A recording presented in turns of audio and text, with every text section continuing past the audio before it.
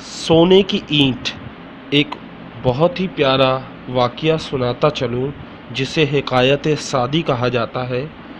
سونے کی اینٹ۔ ایک پارسا کو سونے کی اینٹ کہیں سے مل گئی۔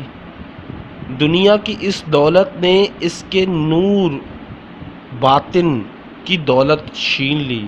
وہ ساری رات یہی سوچتا رہا، اب میں سنگ مرمر کی ایک عالیشان حویلی بناؤں گا، بہت سے نوکر چاکر رکھوں گا، عمدہ سے عمدہ کھانے کھاؤں گا، اعلیٰ درجے کے پوشاک سلواؤں گا۔ غرض کے انہی خیالوں نے اسے دیوانہ بنا دیا۔ نہ کھانا پینا رہا نہ ذکر حق۔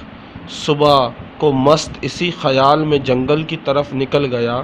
وہاں دیکھا ایک شخص ایک قبر پر مٹی گوندھ رہا ہے تاکہ اس سے اینٹیں بنائے۔ یہ نظارہ دیکھ کر پارسا کی آنکھیں کھل گئی اور اسے خیال آیا، مرنے کے بعد میری قبر کی مٹی سے بھی لوگ اینٹیں بنائیں گے۔